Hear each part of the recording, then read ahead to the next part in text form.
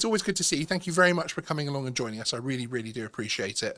It's an interesting one because I think this is one where our two perspectives have sort of different takes on it. Obviously, myself coming more from the camera drone side of things, Yes. from the obedient DJI consumer. There's an update. Yes, of course I'll update. Dunk. And from the point of view of obviously with yourself and your own audience and the more sort of FPV side of things, where there are Yeah. other things to consider, basically. Yes.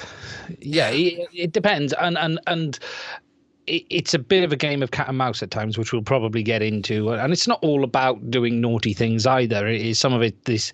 Fundamentally, it's about control. But we'll end up at that at some point when we get there. Indeed, exactly. And of course, our first topic this evening on updates concerns this little man sat on my shelf here, which is a drone that I still, despite many people disowning this poor little drone, I still thoroughly enjoy flying this little thing. And it's apart from some of the tiny whoops that I've been playing with recently, it is the closest thing I have come to FPV. So it gives me a lot of enjoyment. It gives me a thrill, basically. So yes. But your recent videos, the couple of videos that you've had out recently, we've got some potential issues in terms of a recent update. Yeah, okay. It's a bit of a complicated one because there are people on both sides of the fence of this. So the very basics are DJI have quietly pushed out an update that is a bit confusing in a number of ways, in the sense of its version number is earlier than the current firmware that was released. So it's an update, but technically it's a downgrade. But they've instigated the anti-rollback feature, and what that is, people don't know, is in DJI firmware they have an option. It's almost like a tick box on their side of things that says you are not allowed to downgrade below this version. So this is a hard point in time. That isn't DJI's usual path of things with all of their products. For the most part, unless there's a fundamental reason why, say there's a major fix, they will allow you to downgrade. That's usually how the system goes. Yeah. But they've instigated the anti-rollback. Now, this firmware, it doesn't actually change anything other than the anti-rollback, but it does have the same feature that the last firmware had, is that it blocks access to some of third-party apps. Now, the last firmware did this as well, but it didn't matter because you could downgrade. So the big difference here is once you've installed this, you're blocked forever. And is this on the drone itself and the goggles? Or it is. It's a full system update, but for the FPV drone. Now, there will be people sitting here because it's FPV goggles version 2 going, hold on a minute, what about FPV?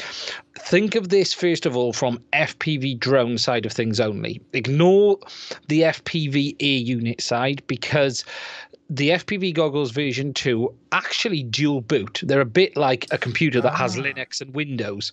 So they boot one software for the FPV drone and a different software for the FPV air unit. So this update is for the FPV drone side of it, and you will only be presented with it when you are in the FPV drone mode, basically.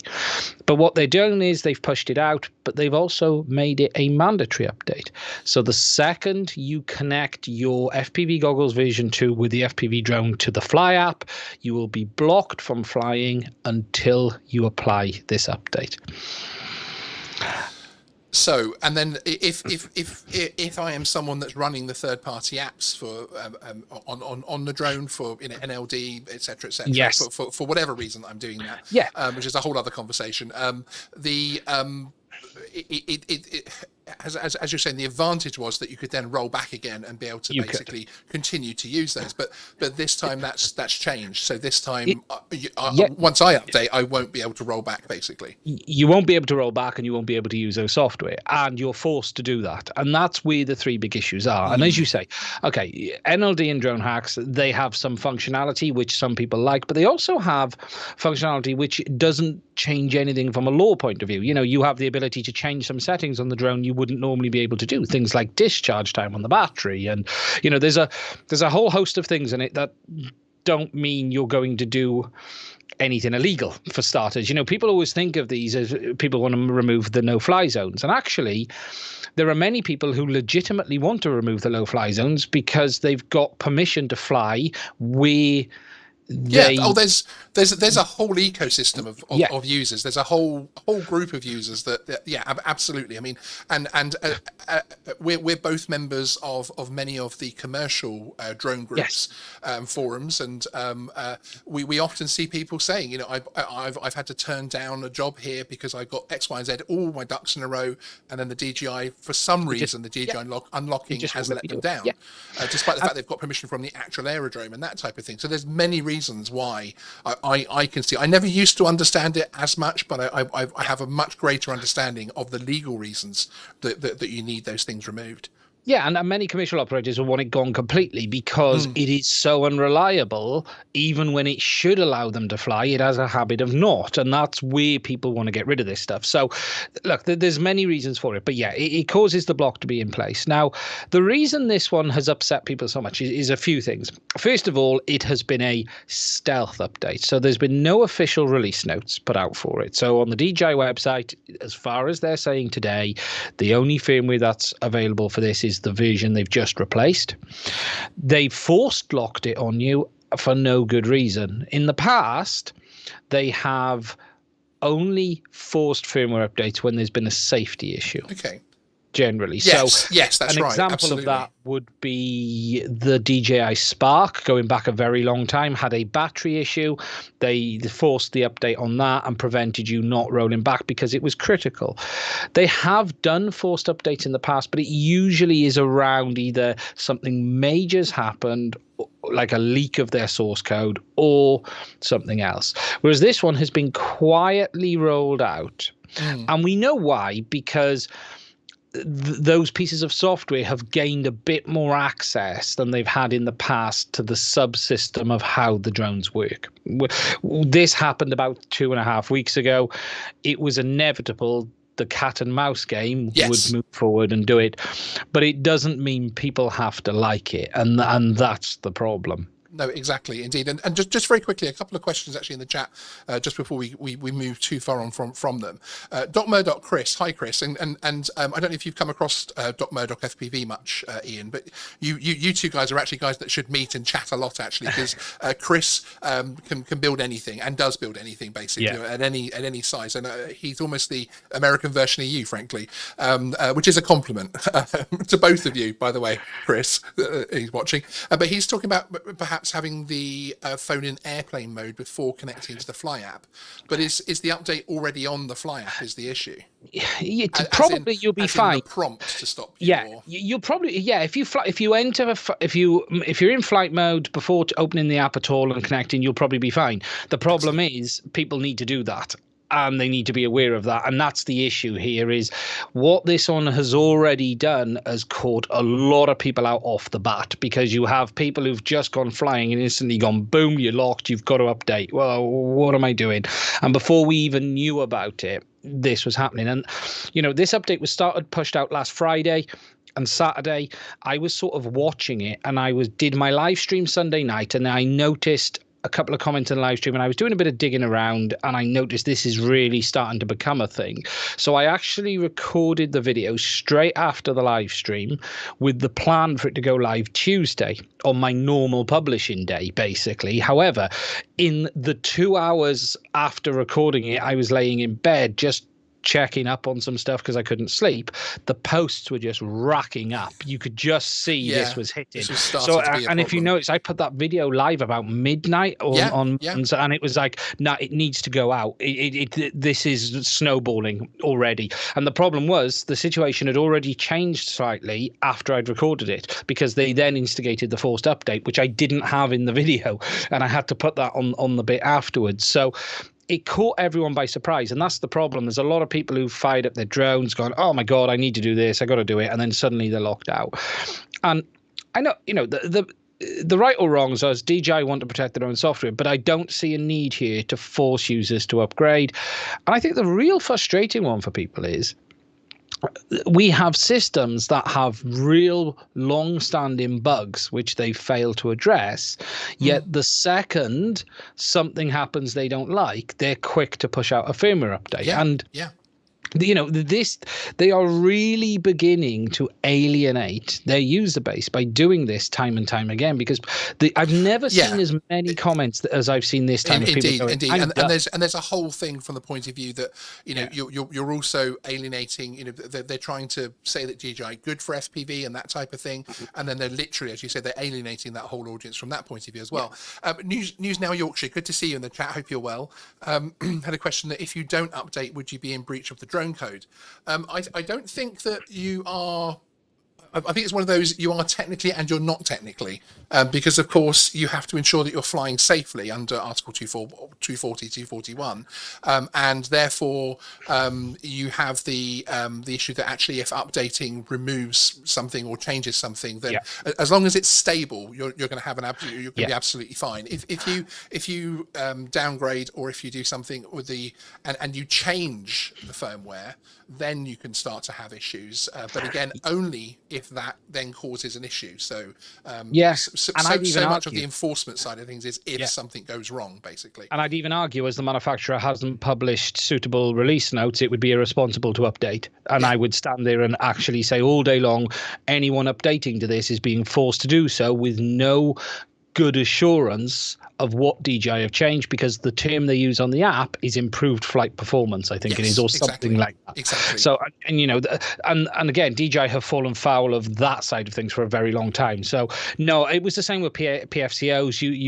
You should evaluate the firmware. There is no good reason to upgrade it. The only time you would be in hot water is if they did publish a firmware to fix a known issue that they categorically said everyone should do this, and a classic of that was the M200. Absolutely, exactly. I mean, for instance, you know, point 11 of the UK drone code says make sure your drone or model aircraft is fit to fly, and the second section of it is check any inbuilt software is up to date. The built-in software called firmware controls important navigation and flyable controls. Depending on the type of drone or model aircraft you have, this could include how your drone uses its power, its positioning, if the drone lands, if there's a problem. In some cases, the latest information on flight restriction zones and other airspace restrictions. Keeping this software up to date will also help to protect against cyber attacks. I can understand that. Follow the instructions to update the built-in software firmware. Always check the software has been updated correctly before flying. Now, of course, one thing you have to remember is, and this came up actually on the MPCC live stream and the subsequent videos, where you talk about the fact that obviously air navigation order is the law.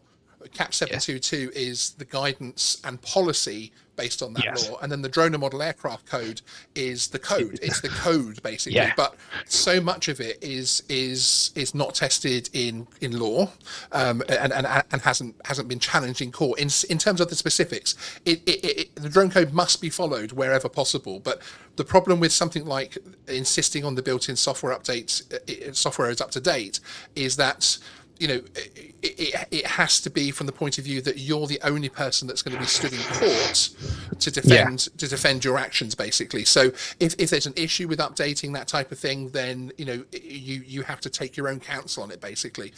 I have personally flown drones that do not have the latest firmware for reasons that I felt were safety issues.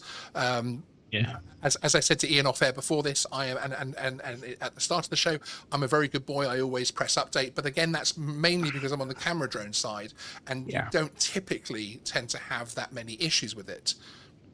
No, and they've, you know, this has now spread to the. Sorry for the vague answer. This has spread now to the A2S. And the Mavic 3, I believe they've pushed a quiet update on that now as well. I've seen reports of it, and it's all the same thing. So they're locking down something they don't like. I don't have an issue with them doing that. What I have an issue is forcing it on people. And you know, at the end of the day, Bruce has said this a few times, actually. The question then becomes who owns the product. Yes. And that's where the big problem is. And so they've created this whole mess on the FPV side of things, which is then having an effect on the FPV air unit side, because whilst this firmware isn't for that side, if you upgrade the V2 goggles, it will block you on that side of things from the new root exploit that's just been found, which is access to the subsystem. It's not anything illegal. It's like a rooted Android phone for anyone who knows what I'm talking about. Basically, it's allowed people to get under the hood and, let's be honest, hopefully do some stuff people have been screaming at DJI to do for a very long time. And it's not always about range and distance. It's about features, and it's going to block that as well. What's going to be interesting now on the FPV side is if they force this issue, because they could release a new firmware on the FPV parts. That means you have to update to use it with those. So, for instance, if new air units came with the new firmware and you couldn't downgrade them, you're going to have to upgrade your goggles. And something I have warned everyone is, if you're holding on to any hardware, activate it today. Don't wait to activate it. If it's new in a box, break it open, get it connected. Just make sure it's activated and got the firmware on it. So when you want to use it, you're not going to be forced into anything.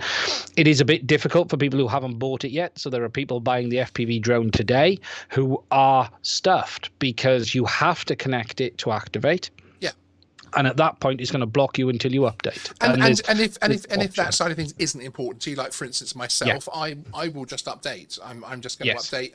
I'm literally, as I say, I'm about as FPV light as you could possibly get. I fly this thing much more like a camera drone. So I will just update and and be happy, as it were, because I don't need access to those other things. But it is an important question from the point of view of, he who controls the updates sort of almost owns the sort of back door to the product sort of thing, because you don't get this situation in a lot of other tech where yes, obviously PCs, etc., that type of thing will often force updates, and otherwise they'll restrict access to certain things sometimes. But with it would almost be like modifying a car and being told you absolutely can't do that. And every time you take it back to the dealer for a service, they take all your mods off, etc., that type of thing. And there's some interesting stuff on this, because I had a couple of comments on my video that DJI are doing this because people are unlocking their NFCs and doing stupid things. Now, I don't agree with that for a minute, because if it's about safety, it's really simple. If DJI care about safety, they would hard limit every drone to 400 meters distance. Very simple. If it's about safety, right, you would not sell a drone that can fly 13 kilometers, like every one of their current models do. So safety goes out the window at that point, because what you can't do on the one hand is say it's all about safety, yet let people fly 13 kilometers. If you're going to talk about safety, you're going to say, actually, we're going to restrict our drones to 400 meters, which is basically deemed across the world as visual line of sight. It's about 400 to 600, universally accepted.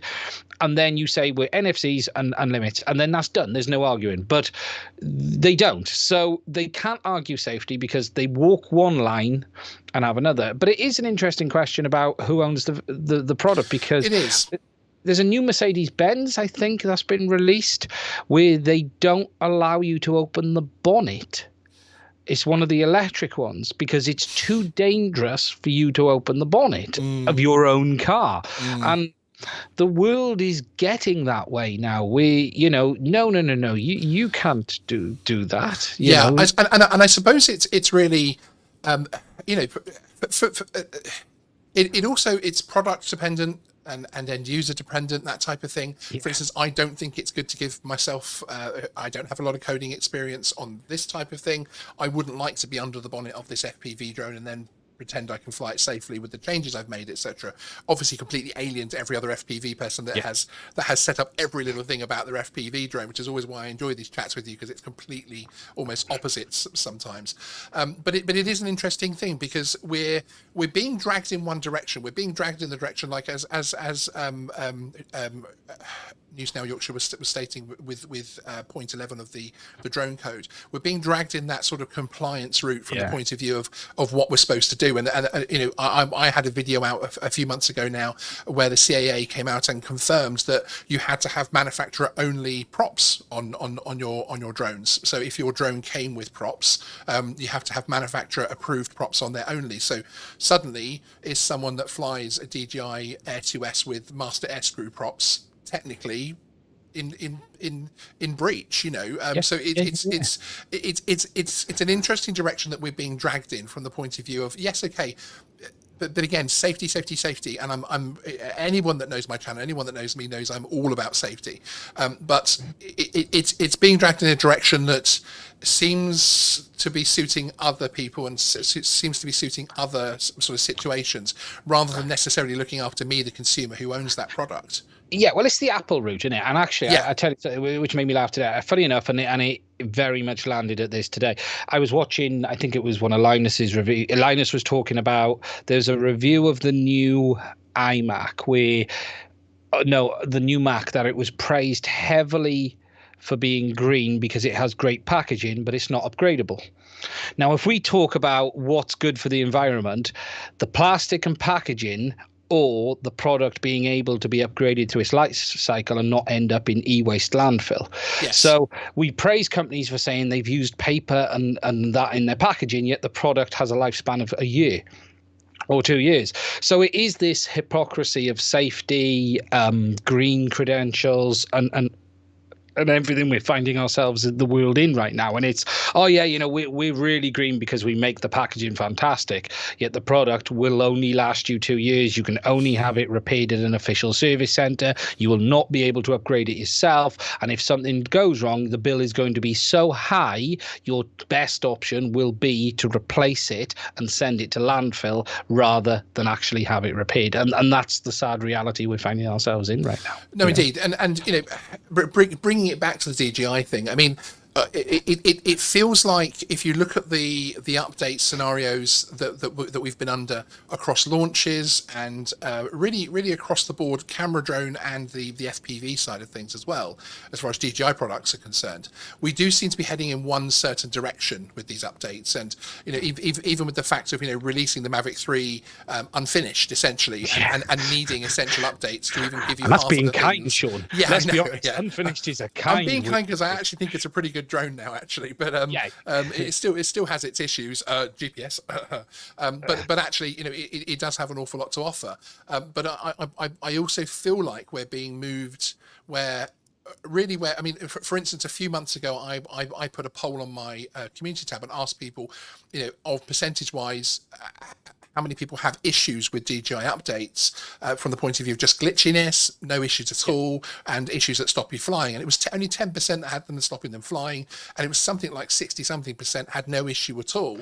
But I feel that's diminishing, and I feel that's starting to change from the point of view of these updates. A lot of them are happening without any explanation and without any. There's so many updates now where it'll be, it's another DJI update, fixed bugs and issues, and that's it. Yeah, and they keep saying, and I've been around long enough. I remember RC groups, and when DJI, we used to have the firmware updates, and 50% of the aircraft you'd have a group of people of 100 people, and half of them would brick on update. They've come a huge amount, and it was the Mavic Pro that really changed things.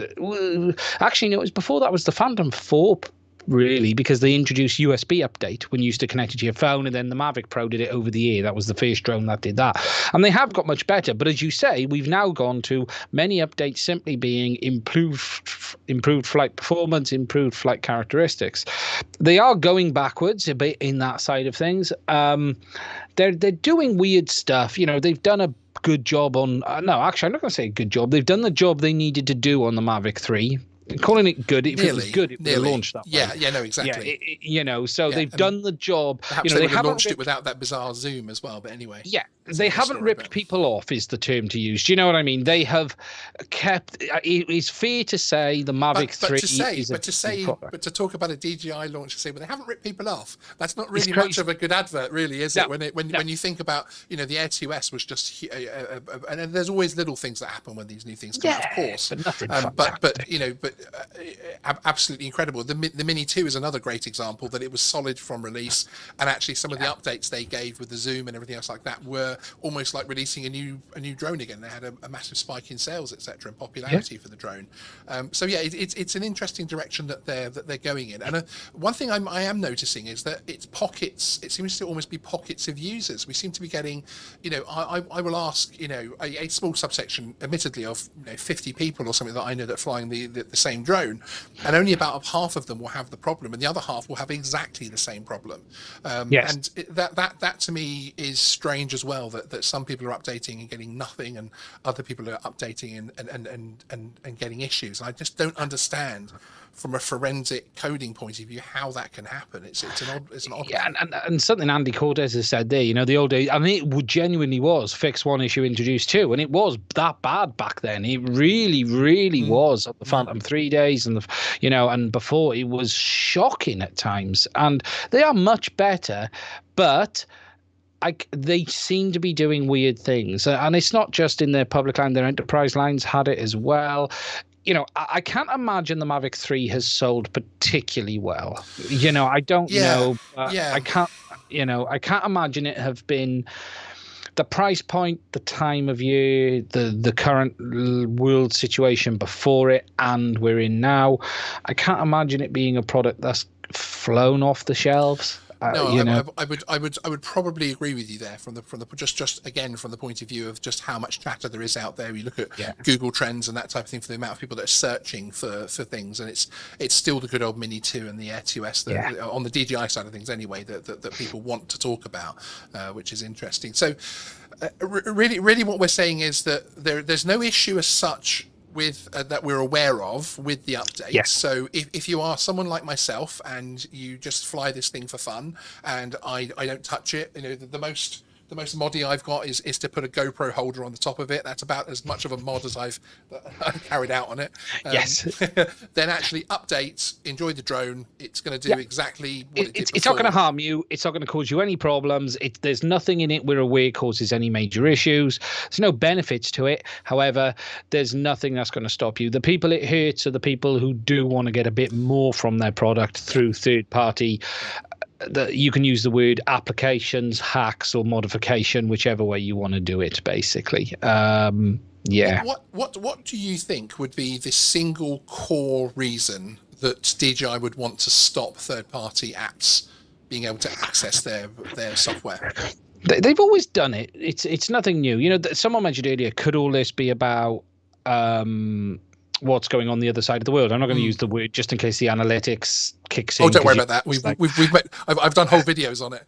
Okay, over in Ukraine, but I've seen no evidence of anything. And I know the guys who dig deep into the software did have a look around, and they've basically said, there's nothing new in here other than the anti-rollback. So we believe it's to block the software. It's about control. It really is as simple as it's about control. They can't be worried of other manufacturers getting access to their stuff, because those other manufacturers will buy the product and put it through a lab anyway. If they want to reverse engineer it, they'll do that anyway. Yes. So that it's not going to be that. It's about control. It's about preventing. I don't know why they put so much effort into it, if I'm honest. Especially when you talk about something which is a dying product, from the point of view that they haven't brought any updates out for it that are substantive. They haven't evolved it at all, or moved it forward and said, oh, actually we've improved this, we've improved that. They've done nothing with the DJI FPV drone, and that's fine, because I'm as I say, I'm happy with the toy that it is for me. But yeah, it's an interesting one for them to pick their fight there. So I just wonder if there's something else in the background slightly that perhaps these things are accessing, or not necessarily the root thing, because I don't think they would have known about that prior to the update. No, that is a blue on blue, an accidental kill is the term on that. Do you know what I mean? Exactly. It's all the same area. It's all the same route in.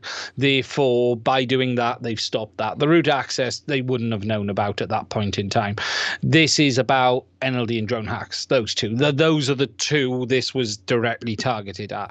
Bypassing their geosystem, more than anything, I suspect, is the reason they want to prevent that, and potentially prevent that in China specifically, because it is worth understanding that the system in China is heavily restrictive compared to what it is in the rest of the world. Yes. And whether it's just I don't think they target the product, because if we look at it, it's come out on pretty much all of them now. Yeah.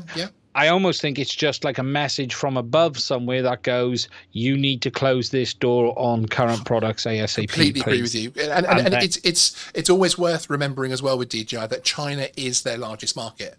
Yes. by a chunk. So actually, if it is something that is an issue to their own marketplace, I completely agree with you.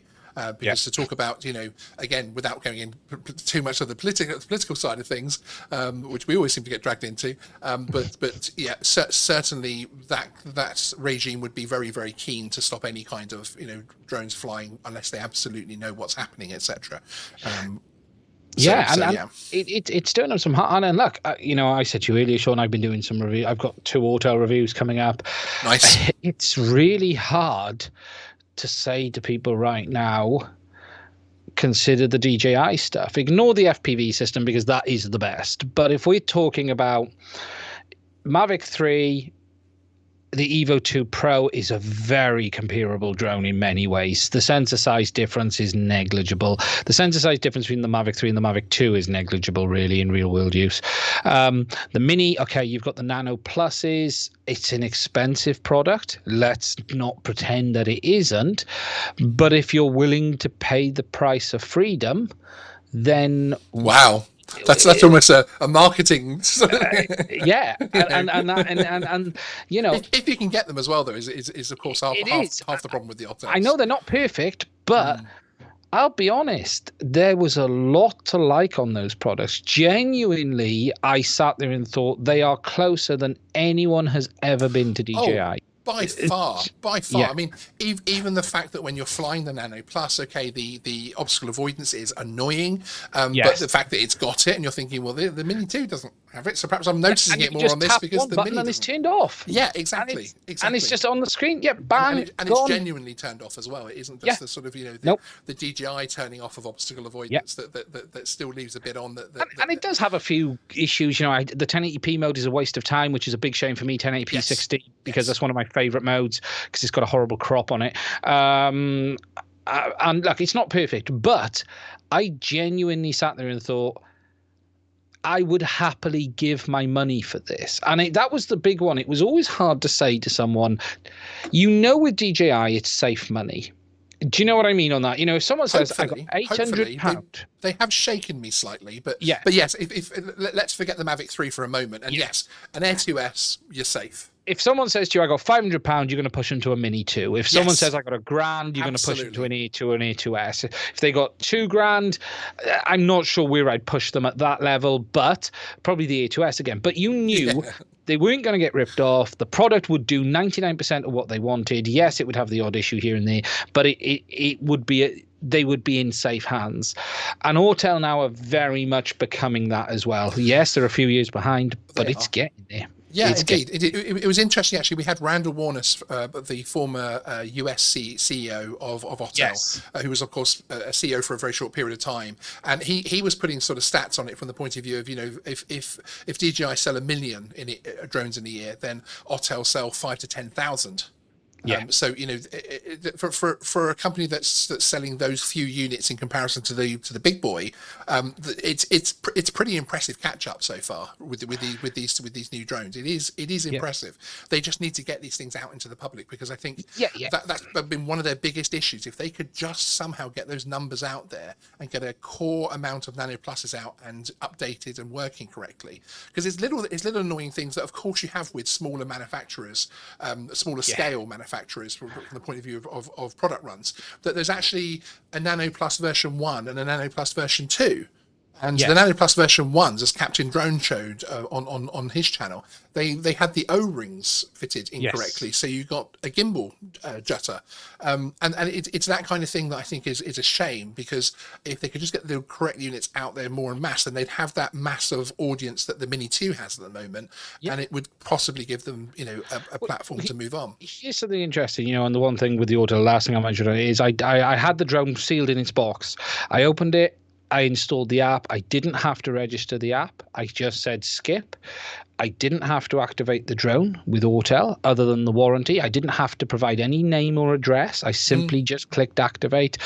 and I had no logging in. And there are a lot of people who will like that. There are a lot of people that ticks a lot of boxes. Absolutely. I mean, there's still a very and I am a very compliant person by nature, as I've said many times, even tonight. But there was still something that bugged me with the Pocket and the Action 2 and things like that. And the Action having to actually activate a small handheld camera for it to work past the first 3 or 4 uses. It has always sort of sat a little bit off with me.